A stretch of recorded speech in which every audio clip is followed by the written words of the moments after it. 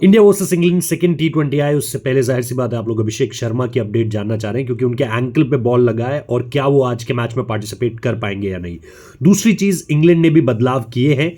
दो बदलाव भी हो सकते हैं अगर जेकब बेथल, जिनको थोड़ा सा फीवरिश फील हो रहा है, थोड़ा सा बुखार है, थोड़े से अनवेल है वो, ऐसा सुनने में आ रहा है, अगर वो टाइम पे सही हो जाते हैं तो फिर जेमी स्मिथ को जगह नहीं मिलेगी। अदरवाइज आप जेमी स्मिथ को आता हुआ जेकब बेथल खेलेंगे अगर वो सही रहते हैं, वरना जेमी स्मिथ आएंगे।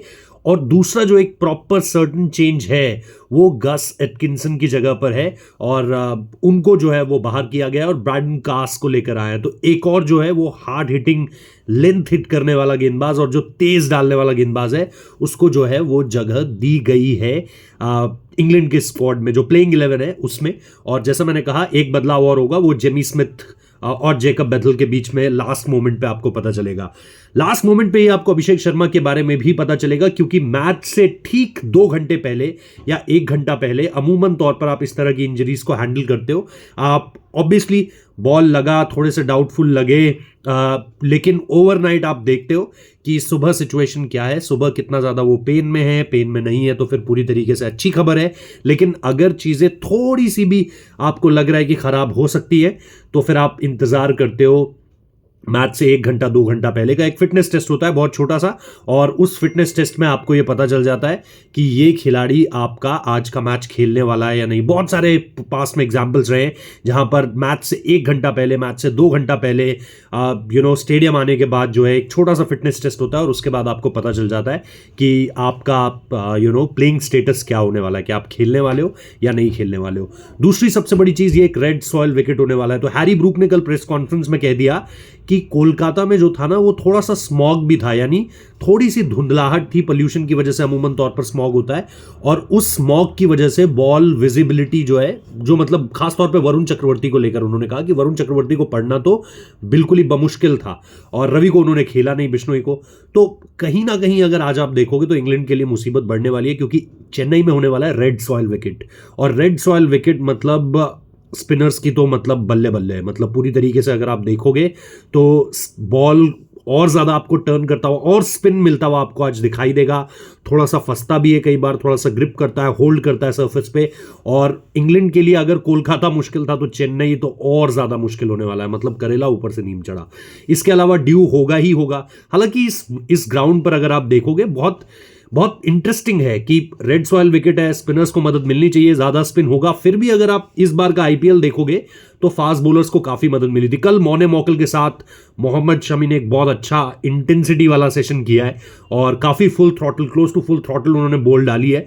तो अगर मोहम्मद शमी को अपॉर्चुनिटी मिलती है तो शायद ये एक इंटरेस्टिंग होगा। बट हमारे सोर्सेस ने, मैं अपनी खबर से साइड नहीं आ रहा हूं, मैं बस यही कह रहा हूं कि उन्होंने कल उनको लेकर के जो अपडेट है वो दे रहा हूं आपको।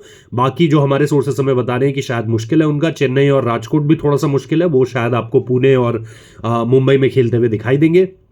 बट जैसा मैंने कहा कि यहां पर इंटरेस्टिंगली सीमर्स की परफॉर्मेंस अगर आप पिछला आईपीएल भी देखोगे तो ज्यादा है, विकेट्स उन्होंने ज्यादा लिए हैं।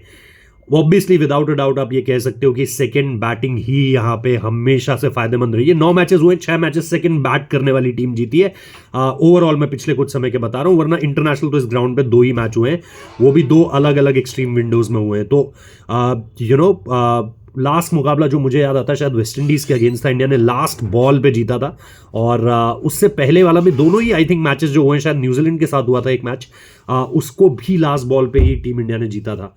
तो अगर आप ओवरऑल देखोगे मैचेस बहुत ज़्यादा यहाँ पर हुए नहीं है, लेकिन जो ग्राउंड का जो स्टैट है, जो ग्राउंड में जिस तरीके से गेम चलता है, उसको अगर आप देखोगे तो आपको हाल फिलहाल में यहाँ पर फास्ट बॉलर्स बढ़िया करते हुए दिखाई देंगे। सेकंड इनिंग्स में वैसे भी स्पिनर्स के लिए यहाँ पर बहुत कुछ रहने वाला नहीं है, लेकिन अगर इंडियन स्पिनर्स होते हैं तो निश्चित तौर पर दाव लगाया जा सकता है। अगर इंग्लिश स्पिनर्स हैं जो कि एक ही स्पिनर है, मतलब अमूमन तौर पर जो मोटा मोटा आप कह सकते हो कि आदिल रशीद के अलावा, ठीक है, लियम लिविंगस्टन स्पिन कर सकते हैं, वो एक ऑप्शन है, जेकब बेथल लेफ्ट आर्म स्पिन कर सकते हैं, वो एक ऑप्शन है। बट अमूमन तौर पर जो इंग्लैंड की टीम है वो कोशिश करेगी कि आदिल रशीद के साथ जो दाव उनके साथ खेला जा सके वही होने वाला है। बट इंडिया के पास ऑब्वियसली मेरे हिसाब से अगर ये शमी को खिलाते हैं, जो कि मुझे मुश्किल लग रहा है, जो सोर्सेस ने बताई थी बात कि उनको अभी नहीं खिलाया जाएगा, अगर शमी आते हैं तो रवि बिश्नोई बाहर जाएंगे, ऐसा सुनने में आ रहा है। और अगर बिश्नोई बाहर जाते हैं तो फिर आपके पास दो ऑप्शन होंगे, अक्षर पटेल और वरुण चक्रवर्ती। तो वो भी आपको देखना है कि किस तरीके से वो चीज़ें आगे बढ़ रही है। और इसके साथ साथ अगर आप देखोगे तो बाकी आपका बैलेंस वही होने वाला है। या फिर आप एक काम और कर सकते हो, आप नीतीश कुमार रेड्डी को हटा सकते हो और नीतीश कुमार रेड्डी की जगह पर आप रवि बिश्नोई को उनकी जगह पर रहने दोगे। आप एक बॉलिंग ऑप्शन अपने लिए और बढ़ा दोगे रादर देन बैटिंग डीप करने के। ये टीम की साइकोलॉजी रही है, ये टीम का थॉट प्रोसेस रहा है कि हमें बैटिंग डीप खिलानी है, इसी वजह से आपने बैटिंग जो है वो डीप देखी है। तो अगर आपको शमी को लेकर आना है तो आप इन दो कामों में से कोई एक काम कर सकते हो, या तो उनको नीतीश कुमार रेड्डी की जगह पर ले आओ या फिर उन्हें एक स्पिनर बाहर करके रवि बिश्नोई की जगह पर ले आओ। मेरे हिसाब से अगर शमी को लाना है तो नीतीश कुमार रेड्डी की जगह पर लाना चाहिए, क्योंकि तीनों स्पिनर्स आपके जबरदस्त रहे थे। 12 ओवर 67 रन दिए थे पिछले मैच में, और इसके अलावा 5 विकेट लिए थे। 3 वरुण को मिले थे, 2 मिले थे अक्षर पटेल को। अक्षर ने एक मेडन ओवर भी डाला था। रवि बिश्नोई ने भी दूसरे एंड से प्रेशर लगातार बना के रखा था। आई थिंक 4 ओवर में 24 रन दिए थे और काफी ज्यादा होल्ड करके रखा।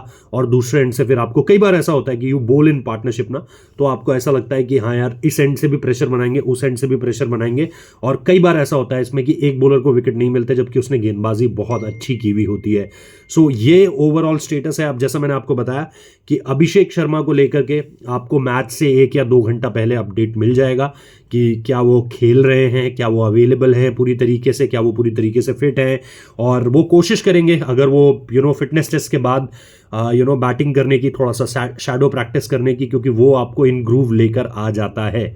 सो ये सारी चीज़ें हैं देखने वाली। अगेन टॉस बहुत क्रूशियल होगा क्योंकि ड्यू बहुत ज़्यादा पड़ता है और चेन्नई में भी वो कुछ कम तो नहीं होने वाला है। सो वहाँ पर भी अगर आप देखोगे तो आपको ड्यू काफ़ी ज़्यादा मिलेगा। सो बॉलिंग सेकंड ट्रिकी होगा बहुत ज़्यादा। तो जो भी टीम टॉस जीतेगी पहले बैटिंग ही चुनने वाली है, पहले बॉलिंग ही चुनने वाली है। सेकंड वो बैट करना चाहेंगे और उसके बाद आपको जो है चीज़ें काफ़ी ईज आउट होती हुई दिखेंगी उस दूसरी टीम के लिए, जैसा मैंने कहा।